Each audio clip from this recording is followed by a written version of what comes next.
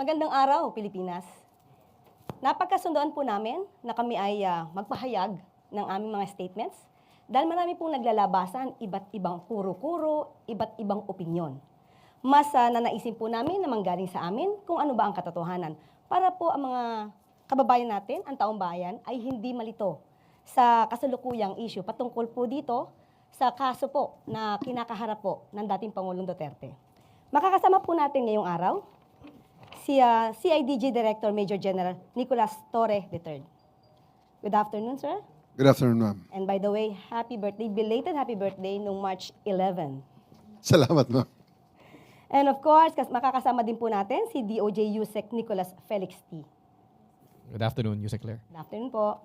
And Police Chief Brigadier General Jean Fajardo.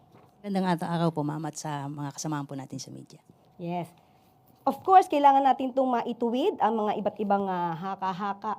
Dahil kung hindi po natin to maitutuwid at mapapaliwanag ng maayos, mismong taong bayan ay hindi nila malalaman ano ba nangyayari sa bayan natin. Especially patungkol dito sa sitwasyon na to. Marami nang pinag-uusapan tungkol sa jurisdiction ng ICC. Ito po ay matagal na rin pong ipahayag sa pamamagitan po na naging desisyon ng Supreme Court. Hayaan niyo po akong basahin ang sinabi po ng Supreme Court. And I quote, "A state party withdrawing from the Rome Statute must still comply with this provision, Article 1272, that states, a state shall not discharge by reason of its withdrawal from the obligations arising from this statute while it was a party to the statute. Even if it has deposited the instruments of withdrawal, it shall not be discharged from any criminal proceedings. Whatever process was already initiated before the International Criminal Court obliges the state to cooperate." At kung inyo po matatandaan, noong November 2021, panahon pa po ito ni dating Pangulong Duterte, humiling po ang gobyerno po under the administration or under the leadership of former President Duterte. Humingi po sila sa ICC prosecutor to defer then this investigation, claiming that national authorities had begun their own investigation into cases of extrajudicial killings attributed to the police during drug war operations.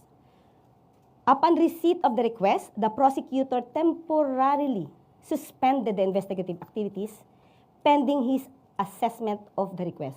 So in other words, mismong panahon po ni dating Pangulong Duterte, humiling po sila sa ICC prosecutor na ipahinto muna pansamantala yung kanilang pag-iimbestiga. Kung tutusin, meron silang voluntary appearance sa nasabing korte. Kaya lang, noong June 2022, hindi pa po siguro nagkakaroon ng inauguration ang Pangulong Marcos. The court's current prosecutor Karim Khan asked the ICC judges for authorization to resume his investigation. Kasi wala po nakita na substansya or mga tamang pamamalakad para po maituloy ang pag-iimbestiga dito locally. Kaya po minabuting ituloy ang pag-iimbestiga ng ICC. So doon na po tayo pupunta at doon nga po nagkaroon na po ng warrant of arrest. At sinasabi nga po rito that the chamber finds reasonable ground to believe that Mr. Duterte is individually responsible for the crime against humanity of murder of the statute as an indirect co-perpetrator within the meaning of Article 25(3)(a) of the statute committed during the relevant period. So, ang pag-uusapan na po natin ay yung warrant of arrest. Dahil marami po ang kumu-question kung meron bang valid warrant of arrest. So, tanungin po muna natin si General Nick. Sir, nung natanggap po ang warrant of arrest ng PCTC, ano na po ang sumunod na pangyayari na umabot na sa inyo to? We were requested by PCTC to help implement the warrant of arrest. So, kanino po ito muna pinadala? Sino po yung una nakaalam na humihingi ng assistance yung PCTC? Ma'am Jean. Yes, ma'am. The Chief PNP was informed po nung request po ng PCTC for the PNP to extend police assistance po. And the Chief PNP directed po the CIDG under the leadership of General Torre to provide security assistance po sa PCTC. Ano po yung detalye na supposed to be task na gagawin ninyo para malaman po nila? Ang PNP po ma'am ay limited lamang po sa pagpo-provide po ng security doon po sa mga mag-i-implement po ng warrant through the Interpol mechanism po. So na kaya nandoon po yung PCTC, and in fact it was the PTC Executive Director po ang nag-inform po sa ating pong dating Pangulo at nandoon po yung mga prosecutor po ng DOJ at ang PNP po in the person of General Torre po was there to provide security po. So ngayon, sabi niyo po ay magpo-provide din po kayo ng assistance sa PCTC, sa Interpol, saka sa DOJ. Yusek Nick, ano po yung naging papel po ninyo at the time na isa-serve yung warrant of arrest kay dating Pangulong Duterte? Sa kampo ng DOJ, nalaman namin yung notice sa PCTC through the Bureau of Immigration. Kasi yung PCTC, i-diffuse niya yan o ikakalat niya sa may iba-ibang law enforcement agencies natin na may ganong notice, no? Notice for the warrant of arrest. Alam natin sa DOJ, may dalawang layers tayo, no? Ang BI at ang NBI. BI ang nag-inform sa amin na may ganitong request. Tapos, so may mga representatives mula sa BI at sa DOJ na nagpunta. Sa BI, si Commissioner Biado mismo nagpunta. Tapos sa DOJ, nandun ako at si Prosecutor General Dong Fadolion. Naging papel ng DOJ doon ay kami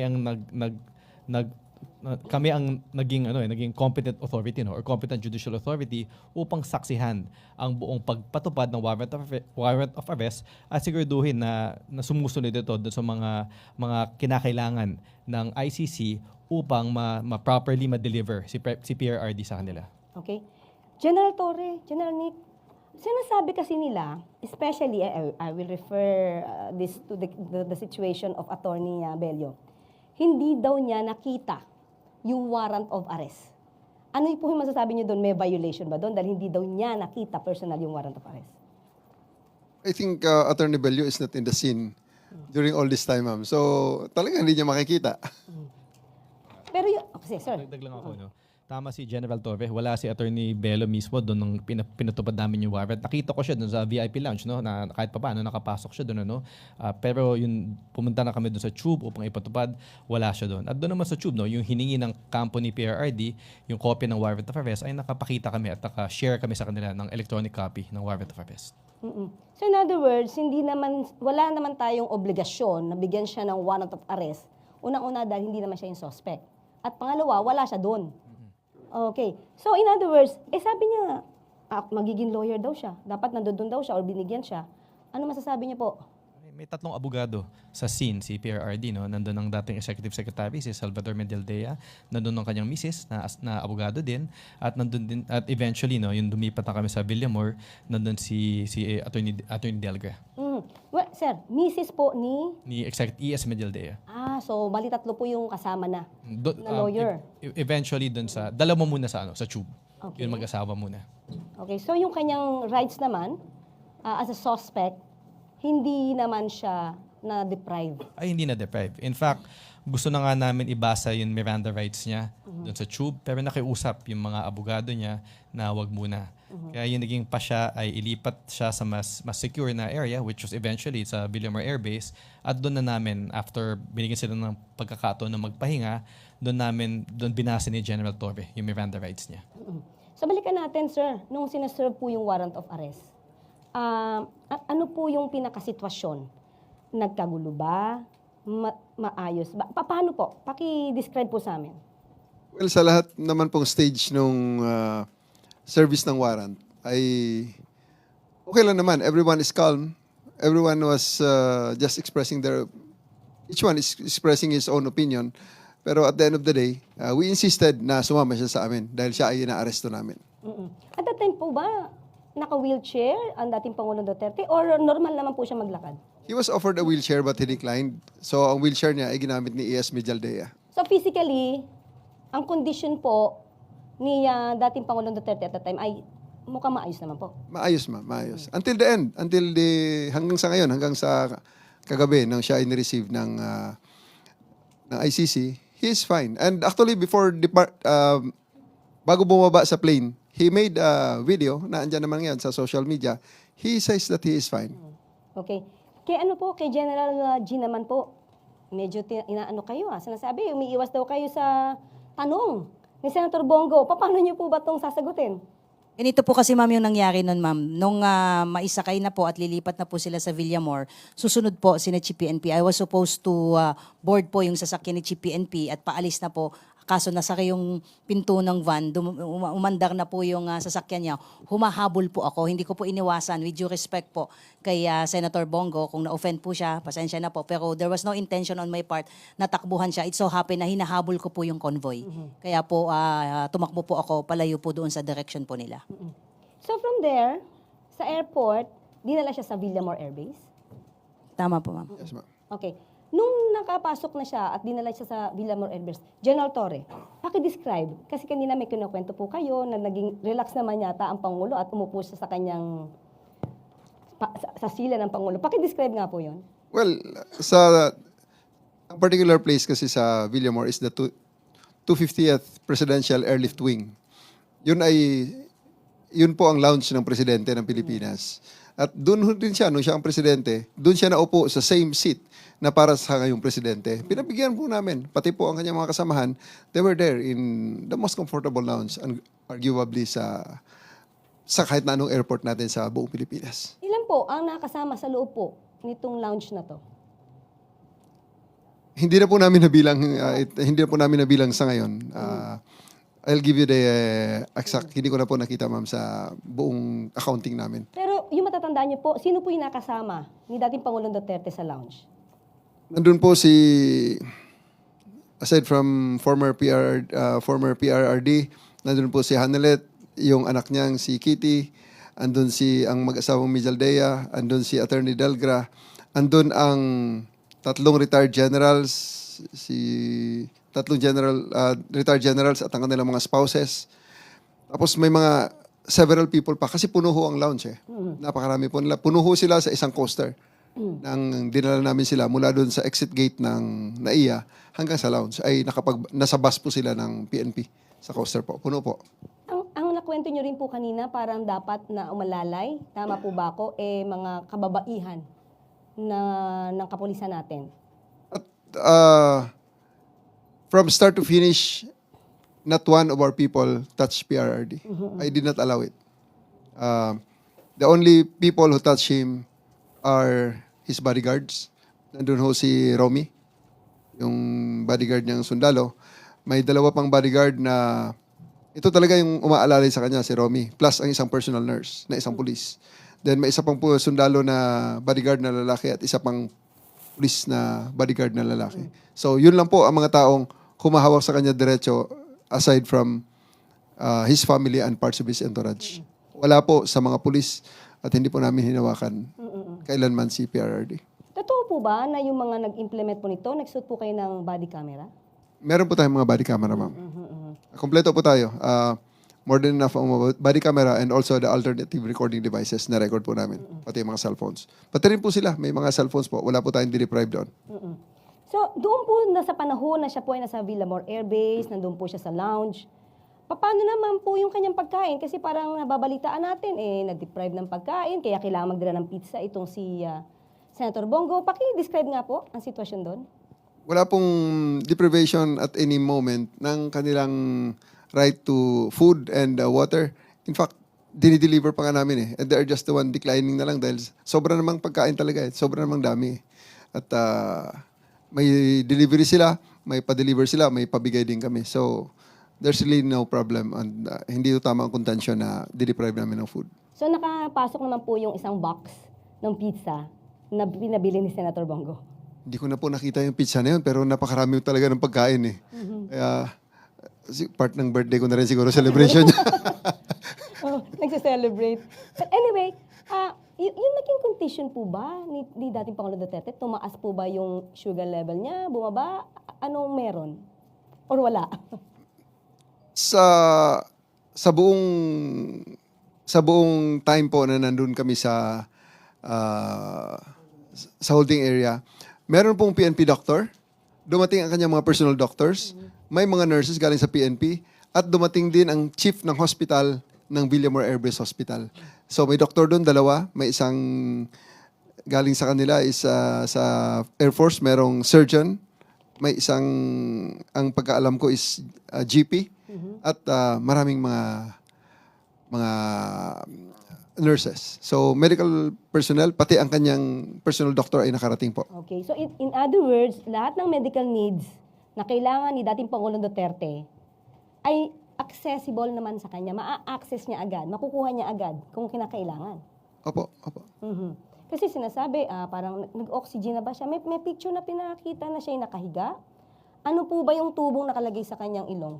Kung inyo pong alam. Well, nung dumating ang time na sinabi niya na napapagod siya, gusto niyang humiga, we provided him with, kasi bedroom niya rin dati yun eh. So, binigyan natin siya ng foam, bigyan natin siya ng kumot, at sinaraduhan natin, nilagyan natin ng mga blinders, yung area na pwede siya matulog. And he actually slept. He is asleep the whole time. Kaya nga nung hapon na, nung sinasabi kong matagal na masyado ang usapan niyo ng inyong mga abogado, mismo ang mga abogado nagsabi na, paano kami makapag-usap, tulog siya. That's already, pang-stretch na lang talaga. Another blockade para ma-justify na hindi siya maisakay sa aeroplano. Parang may delaying tactics. Delaying tactics na lang talaga yan, ma'am. Pero at the end of the day, there's no deprivation whatsoever of legal counsel, yung mga medicine niya, food niya, wala po yun. At naibigyan natin lahat ng yun. Ang medical needs niya actually, sobra-sobra pa. Pero di ba nire-request po na dapat madala daw sa ospital? At that time po, kailangan ba siya talagang dalhin sa ospital? Ang sagot ko po sa panahong yun, sinagot ko sa kanila regarding that matter. Sir, sa ospital, ikaw i-examine din lang ng mga doktor na ito. Ang mag-iiba lang is yung location. Pero ang gagawin sa iyo is exactly the same. Dahil andito naman lahat ng mga gamit. So, sinasabi nila kailangan na ng ECG? full check-up, ECG. Pating ECG machine, ipinasok natin doon. Pinasok ang ECG. And kaya tinanong ko nga siya, Sir, ngayong araw na to, at this point, buong Pilipinas, ang dami ng hinuli ng mga nagkasala sa batas na aresto by virtue of a warrant, warrantless arrest, at implementation ng search warrant. Tanong kita, Sir, ilan sa kanila ang dinala sa presidential lounge? At binigyan pa na, dinalhan pa ng booking kit sa kanyang kung saan siya ay very comfortable na nakaupo. Kayo lang po, sir, ang special treatment na ito. So don't stretch it. Kailangan natin na booking ka. Na until the end ay hindi siya pumayag. Sir, nakita natin sa ibang videos, baka yung ibang mga kababayan natin hindi alam. Kayo po ba'y nagbasa ng rights po ni dating Pangulong Duterte? Binasa ko po ang kanyang rights. Nasa likod ko pa para mag-witness ng pagbasa ng rights niya, yung ating Prosecutor General. Okay. So, at the time, nung umpisa, hindi ko alam kung hanggang saan po, General Torre, may natanggap ba kayong harassment, physical na panghaharas sa inyo, or verbal? May natanggap po ba kayo at the time? Physical po ay itinulak ako ni Hanelet. Tinabig niya ako. At malakas ang pagkatabig niya nung nagkasalubong kami sa hallway. Nasa video naman, minura ako ng kanyang anak. At mismong si Presidente Duterte ay niremind niya ako, magre-retire ako. At aasuntuhin ako ng kanyang mga anak at ang kanyang mga kamag-anak after my retirement, even before my retirement. Tinrete niya ako. But everything is okay lang yan. Makapalang ating balat at yan ay kayang-kaya nating palampasin yan. Ma'am Jean, meron po tayong ibang miyembro ng kapulisan na nakatanggap din po ng itong klaseng harassment. Pwede po ba niyo ikwento to? Yes po, ma'am. Aside from General Torre, I myself was also subjected to harsh words. Kaya lang, sabi nga ni General Torre, ay maximum tolerance. Sabi ko nga, kung meron pang mas mataas sa maximum tolerance, yun po yung ipinatupad natin. Kahit minura na tayo, dinuro na tayo. In fact, yung mga pulis natin doon ay pinagmumura din at pinagsabihan ng masasakit na salita. At si Miss Hanilet po, ma'am, ay pinukpok pa po sa ulo yung isang pulis natin na nag-sustain po ito ng napakalaking bukol po sa kanyang noo po at dinala po sa ospital. Pero in spite of that, ma'am, wala pa rin pong nag-harm sa kanila, wala pong nanakit sa mga pulis natin at hinayaan po na ganun yung mga panililita po nila at action po nila sa atin. Mapapakita ba natin yung video? Pwede po nating mapakita para mapanood po nating lahat. Ma'am Jean, paki-describe niyo nga po yan. Yan po ma'am yung picture po. Diba, binlur lang po natin ng konti po yung mukha po ng ating babaeng pulis na taga-SAF. Sila po kasi ma'am yung umalalay po doon po kay Miss Hanilet at saka sa kanyang anak po para itabi po sila pansamantala. Ayan po yung napakalaki pong bukol at meron po dyan na video po na talagang nakita po doon at na-captured po, na pinukpok po ng cellphone po ni Miss Hanilet yung ating pulis po. Sa ulo po yan, hindi pa, pina-CT scan po ba yan? Kasi ulo po yan. Dinala po ma'am, ayan po, yung video po, yun kitang-kita po kung paano po niya hinampas po.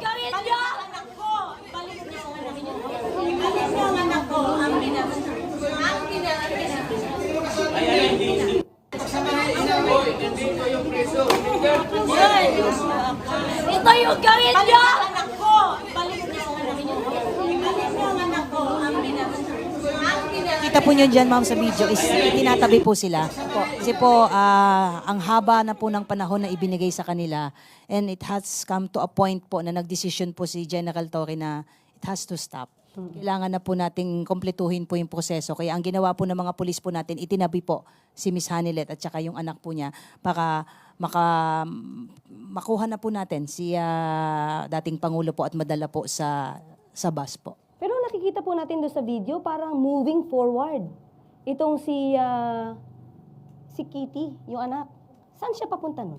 Parang pumipilit siyang pumunta paabante. Saan po siya papunta niya? Gusto po nilang bumalik ma'am doon po sa area kung saan po yung ating dating Pangulo po. So yung mga kapulisan po natin, parang hinaharangan na lang sila. Opo, kinire-restrain po sila, nilalayo po sila at hinaharangan para hindi na po sila bumalik po doon sa area kung saan po nandoon po yung ating dating Pangulo po. Kasi maganda po maipaliwanag yung sitwasyon na yan. Kasi po baka magkaroon ng ibang kwento at sabihin na nahahara sila. Yung pala, sila po yung moving forward, going forward para po puntahan muli ang dating Pangulo. Yes po ma'am, yes po. Okay. So, after that, nung okay naman po, nung okay naman po yung sitwasyon ni dating Pangulo Duterte, physically, okay naman po yung kanyang kondisyon, papaano niyo po siya naisakay sa aircraft? Well, ang tingin ko, ang turning point talaga doon is nung time na talagang humaharang si ES Medialdea at binigyan ko siya ng warning na talaga, sir, tapos na ito. Kanina pa ang usapan, kailangan sumakay ka na muna sa aeroplano, kayo sa aeroplano. At saka na natin pag-usapan ng iba pa, sa husgado na. So, nag-isip si ES Medialdea, dared me to arrest him, and I did. So, binasahan ko siya ng kanyang karapatan. Ninaras ko siya for PD 1829. So, at pinusasan ko siya. Kaya nang hinila ko na siya palabas, palayo, na nakaposas, siguro nakita ni PRRD na seryoso ako. At hindi tayo patatalo. At we do believe na talagang the majesty of the law has to reign supreme. Dapat masunod ang batas. Pero sir, nakita ko po sa video, parang binabasahan niyo ba siya? O sinasabihan niyo siya rin na kanyang rights? Winarningan ko muna si ES Medialdea, sir, pag hindi ka pa umalis dyan, hindi matatapos ito. Dahil dyan, aarestuhin na kita ng obstruction of justice under PD 1829. And he dared me. So, I read him his rights. And I asked him to, if he understood his rights, and when he said na-affirm niya, naintindihan niya, sir, you are under arrest for PD 1829, halika na, sir. So, pinusasan ko at inalis. Nung makita ni PRRD yun, kasi bumalik uli ako nung inilagay ko sa bus, dala ko uli ang posas. Sabi ko, sir, ito, kasunod, susundin ko sana si Attorney Delgray, pero umalis naman na sila at sumama na si PRRD. So in other words, sir, sabi nga po ni Ma'am Jean, maximum tolerance yung ginawa niyo. So ilang oras po ba at nagtagal po talaga yung pagsampa sa kanya? Pagdala sa aeroplano po ni dating Pangulong Duterte? 12 hours, ma'am. 12 hours. Ganon din kayo katyaga. Ganon din katyaga ang miyembro ng kapulisan. Sabi ni General Fardo nga, ma'am, more than the maximum of the maximum tolerance. Okay. So, nung naisampa na, sabi po, ito po isang sandwich lang daw ang pinakain sa dating Pangulong Duterte habang nasa biyahe. Palagay ko, ma'am, babawiin na nila yan. Nung pag maalala nila na marami palang cellphone video doon. Kasi sa totoo lang, pati sa aeroplano, may video na kumakain talaga si former PRRD ng full meal eh. Full meal talaga. Babawiin nila yan, ma'am.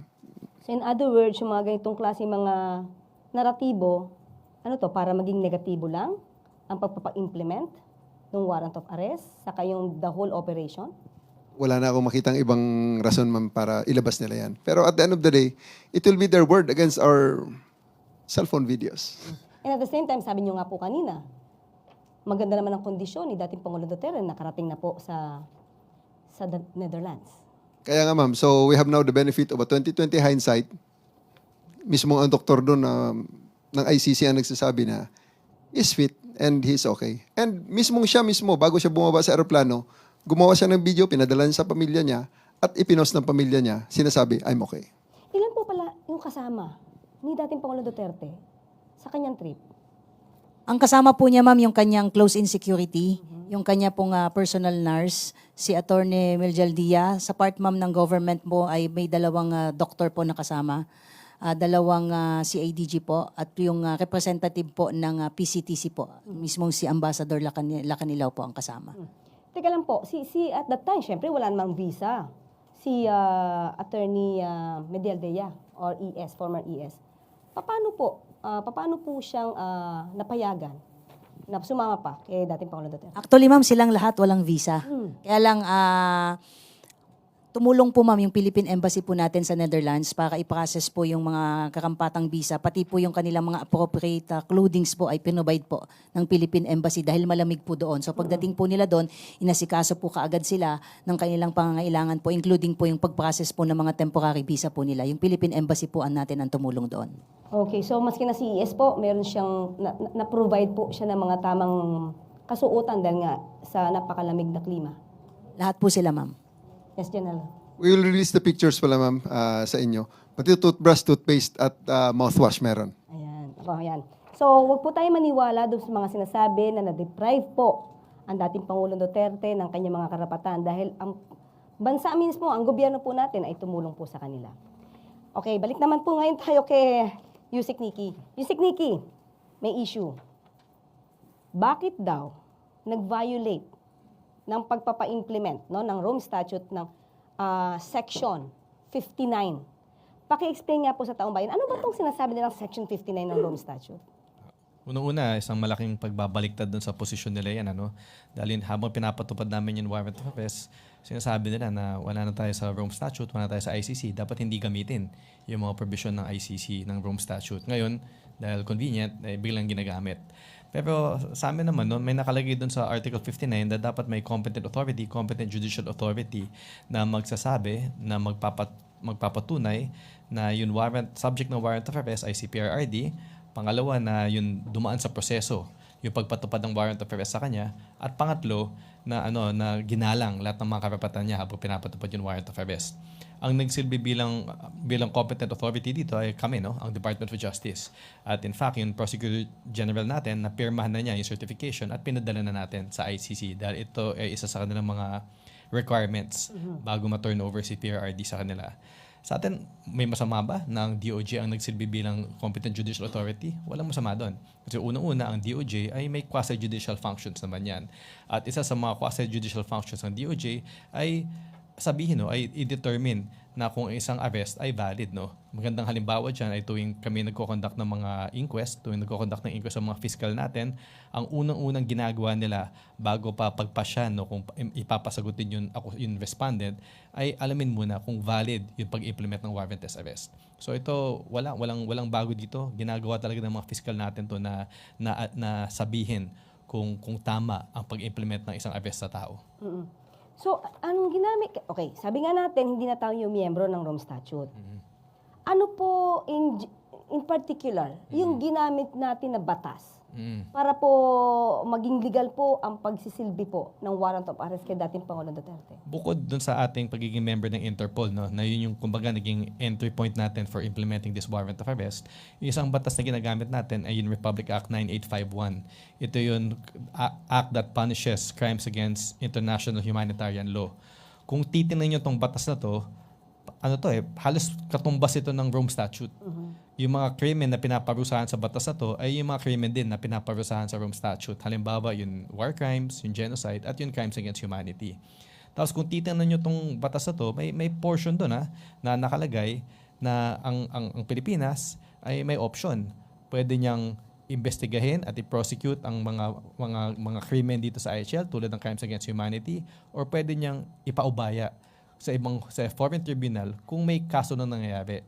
At kung ipapaubaya man niya sa ibang korte, ang pwede niyang gawin ay pwede niyang i-deliver or i-surrender yung akusado dun sa korte na yun. At yun ang ginawa natin dito.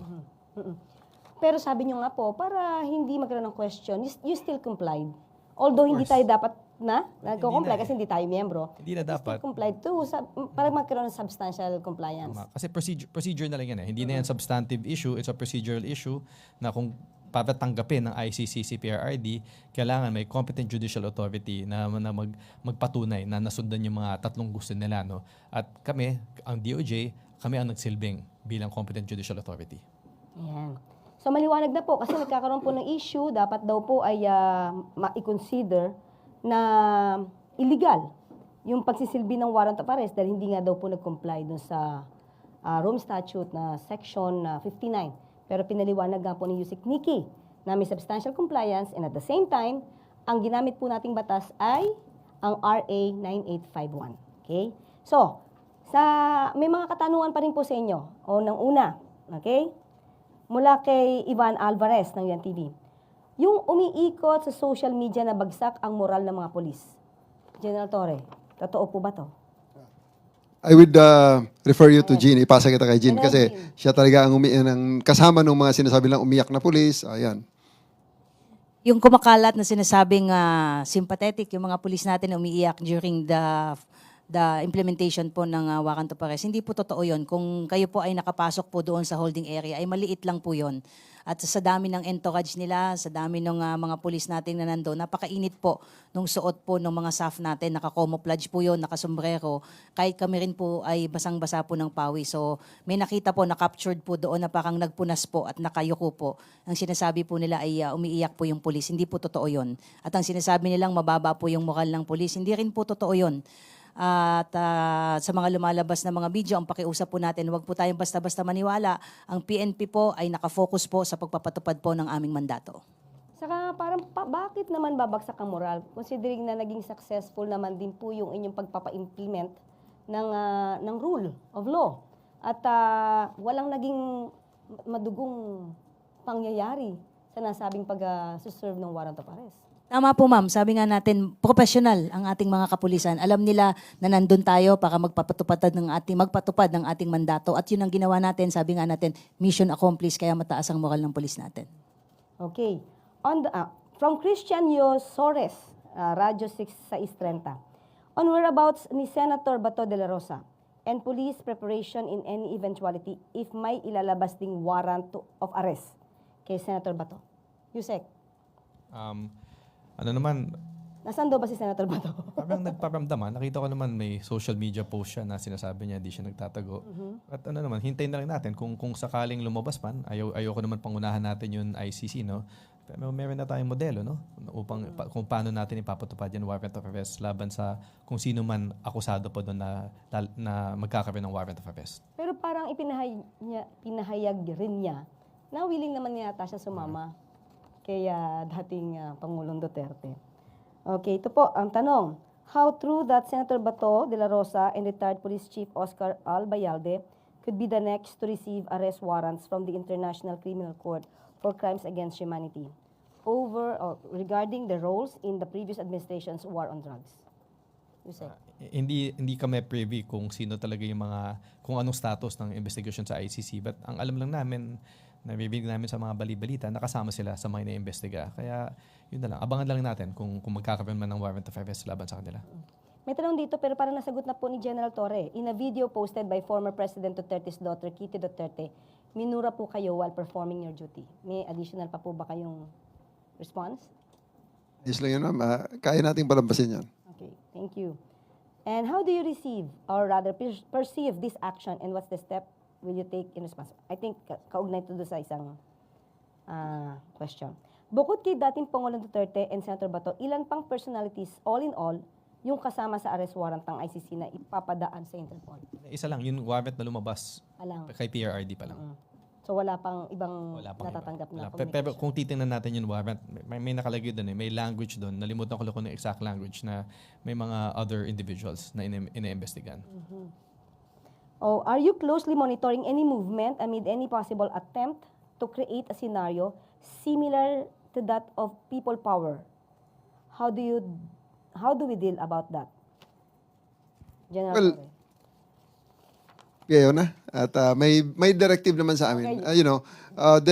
All the scenarios are taken care of at hindi man nagpapabaya ang PNP regarding that matter. May mga official pronouncements na dyan si General Fardo. General Pardo. Ang PNP naman po ma'am ay laging nagme-maintain ng proactive measures po natin at kung meron mga nagpapahayag po ng kanilang mga saloobin dito sa mga pangyayari po, kakapatan po nila yan. Yan po yung tinatawag nating freedom of expression po nila. Pero hindi po lahat ng freedom ay absolute po yan. Ang PNP po ay tinitignan po at minomonitor po yan at nakahanda po tayo sa anuman pong mga mangyayari po at wag po nating sasabihin na may mga lumalabas po kasi ngayon ma'am na pinipigilan po sila. Hindi po, in fact, nagmo-monitor lang po tayo as part po ng ating security monitoring at yung ating pong mga nakikita po ngayon ng mga movement po ng police ay inire-relate po nila dyan. Pero sinasabi ko nga po is continuing po ma'am yung ating security preparation for election. So may mga nakikita po tayo mga simulation exercise. Yun lamang po ay bahagi po ng ating patuloy na paghahanda po para sa nalalapit po na election. Yeah. May kasunod po akong tanong, General Archin. There are infos na may sundalo, police na nag-resign because of former President's arrest. Former President Duterte's arrest. Fake news ba ito, ma'am? May mga nakita na po tayo, ma'am, na fake news po. May nakita na po ang ACG na gumagamit po at nagpapakita at nagpapakilalang mga pulis at sinasabi nag-resign. Nagtanong na po tayo sa personal po natin. Wala pa naman po tayong nare-receive na anumang official communication na advising the PNP na mag-resign po sila. So, wag po tayong basta-basta maniwala po sa mga misinformation at disinformation. At ang sabi po ng ating Chief PNP kanina ay wala po tayong planong disiplinahin itong mga supposedly mga pulis. Ang sinabi lang po niya ay very clear kanina. Let us just remind our PNP personnel na sila ay membro ng PNP bagamat nare-respeto natin yung kanilang mga religious and political beliefs pero hanggang nasa PNP po tayo ay dapat po ay sumunod po tayo doon sa mga pinatutupad po nating mga ethical standard, norms and policy po with respect po doon sa ating mga personal sentiments dahil meron naman po tayong umiiral na mga grievance mechanism na po pwede po nilang dalihin po doon. But for as long as they are members of the PNP, ay meron po tayong mga dapat pong i-observe na mga protocol with respect sa airing po ng ating mga personal sentiments po. Well, anyway, maliban dyan, maski na naman po ang Supreme Court mukhang naging biktima po ng fake news. Dahil may lumabas po na nag-issue nga daw po ang Supreme Court ng TRO. At mismo si Senatoriable Attorney Lambino ang nagpahayag nito sa isang video. I hope hindi naman yun AI generated. So, nakarating po ba itong fake news na ito na meron TRO, General Torre, at the time? Yes po. Nung gabi pa lang, sa aeroplano pa lang, yun na ang sinasabi ni Attorney Villaldea na may lumabas ng TRO kaya hindi na dapat lumipad ng aeroplano. Kayo po, Yusek, nakarating din po sa inyo to? Yes, magkasama naman kami dun sa Villamor at narinig namin yun. Sakto na malapit talaga lumipad. Tapos dun kumalat yung balita na may TRO. Well, anyway, napatunayan po natin na hindi po totoo yun dahil naglabas po ng statement ng Supreme Court. Actually, meron nga ruling na denied ang TRO na ito. Okay? So, yun po. Meron po ba muna? Unahin ko na po muna, ladies first. Si General Jean Fajardo, meron pa po ba kayo nais na idagdag sa inyong mga sasabihin o sa taong bayan?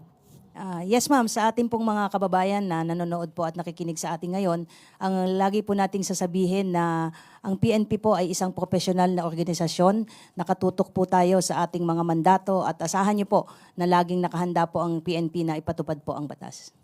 Okay. And Yusek Nikki, ano pong nais niyo pa pong idagdag kung meron? Nasabi na naman namin dun sa press release namin kahapon. At nandun to, dun sa certification na linabas ng Prosecutor General.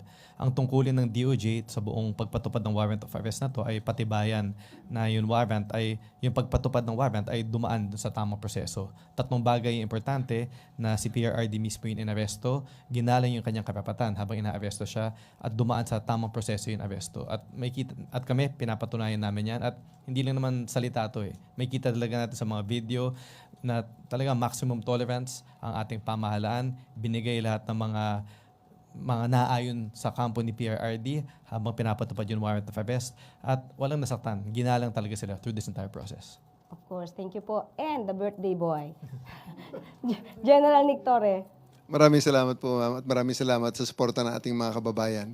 I just would like to reiterate that I don't find joy in doing these difficult jobs. Una-una, sayang naman yung handa ko ng birthday ko. So, gusto ko lang i-emphasize na hindi ko to ginagawa para sa personal aggrandizement o kung ano pa man. Kundi ito ay ginagawa natin dahil ito ay trabaho natin, especially that I'm the chief of the Criminal Investigation and Detection Group. This is something that has to be done para magsimula ang judicial processes na nagkataon ay dito na sa ICC, an international body, na talagang kung naghahanap sila ng neutral na body para mag-decide sa mga reklamo laban kay former PRRD, ito ng ICC. Kasi ang mga tao rito ay mga foreigners. Hindi ang mga judge dito ay foreigners. Wala itong pakialam sa Pilipinas. Wala itong pakialam sa personalidad. Ang pakialam lang nito sa mga facts na ibibigay sa kanila para desisyonan nila.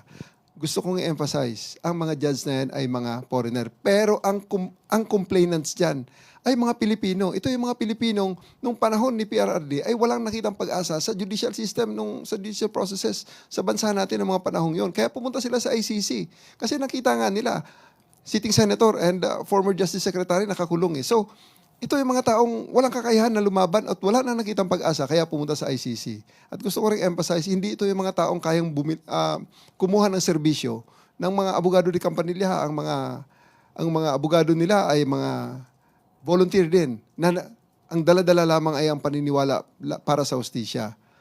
So sa ngayon, dinala nila sa isang forum na neutral ito, si FPRRD, and the former president, I'm very sure, has the capacity to defend himself using the lawyers that he can afford, that he will get. So, I think this is fair. At sa warrant of arrest na ipinilabas ng ICC, magsisimula lang lahat ng iyon kung ma-take into custody si former President Duterte at madala sa kanila, ma-endorse sa kanila para they can take the jurisdiction and the judicial process can start so that justice can be dispensed for all. Kung siya ay inosente, mapabilis ang pagdeklara na siya ay inosente. Kung siya ay guilty naman, mapabilis din ang pagbigay ng hatol sa kanya para mabigyan naman ng hustisya itong mga nagre-reklamong nagkiklaim na sila ay naging biktima ng paglabag niya sa batas. Yes, tama po, no, General Torre. Hindi lamang po dapat natin tignan ang isang side of the story. Meron po tayong nakakalimutan. Yung kwento po nung di umano mga biktima ng EJK. So, tingnan po natin pareho. Wag po tayong kumampi. Alam natin na meron po kayo iniidolo, meron po kayong hinahangaan. Pero this time, dapat po hustisya po ang mag-prevail. Hustisya para sa di umano mga biktima at hustisya rin po kay dating Pangulong Duterte. At dyan po